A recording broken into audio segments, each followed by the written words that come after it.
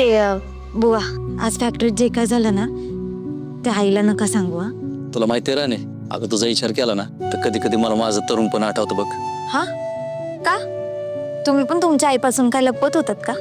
नाही अगं मी माझ्यापेक्षा इतरांचा जास्त विचार करायचो. अगं मी आणि माझा मित्र साधा आम्ही दोघं मिळून ना कपड्याचा धंदा करायचो. भाग सुरतवरनं साड्या मागवायचो आणि गावोगाव जाऊन ते विकायचो. लोकांच्या दारात जाऊन विकलं ना तर आमचा धंदा लय व्हायचा बघ. लय नफा झालता आम्हाला.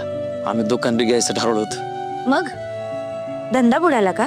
नाही ग माझा दोस्त मला सोडून गेला. अगं एक दिवशी मोटरसायकल इथं चालला होता साड्या ऐकायला आणि वाटतच त्याचा अपघात झाला. त्यातच तो गेला बघ.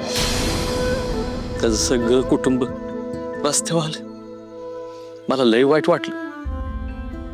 अगं माझ्या धंद्यात जे काही पैसा होता ना जे काही नफा झाला होता ते समजा मी त्याच्या पोराबाळासने नेऊन दिला आणि मग त्याच्या पुढे माझ्या हात पैसाच नाही आला.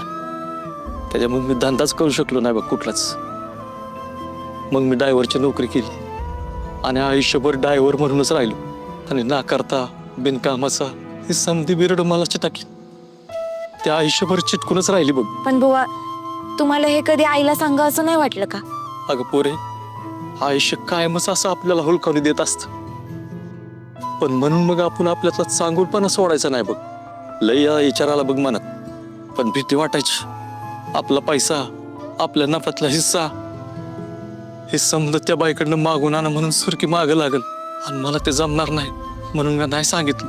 मी म्हणलं आपल्याला त्रास झाला तर चालेल पण त्या बिचारा बाईला कशाला त्रास द्यायचा. बुवा किती सहन केलंय तुम्ही. पोरे तुला पण दुसऱ्याच्या दुःखापुढं स्वतःला होणारा त्रास दिसत नाही बघ. आणि म्हणूनच मला आता तुझी काळजी वाटायला लागली बघ. अगं राणे मी तुला गाडवायला चुकलो का ग? हो बुवा अजिबात नाही. तुम्ही त्यावेळी तो निर्णय घेतला म्हणून 4 आयुष्य उभी राहिली. तुम्ही त्यांच्या आयुष्याला मार्ग दाखवलात बुवा. मग तो निर्णय चुकीचा कसा असू शकतो? हा जो मार्ग स्वार्थाकडे जातो ना तो सुखाकडे कधीच जाऊ शकत नाही. आणि जो मार्ग सुखाकडे जातो ना तो अवघड असतो बुवा. तो मार्ग नेहमी आपली परीक्षा बघतो. पण आपण खचून जायचं नाही. आपण हिंमत हारायची नाही. आपण काय करायचं? हा आपण त्याला बत्तीशी दाखवायची. लय गुणाची माझी पोर आहे. अगं तू ज्या पण घरात सून म्हणून जाशील ना त्या घराचं भाग्यच उजळलं बघ.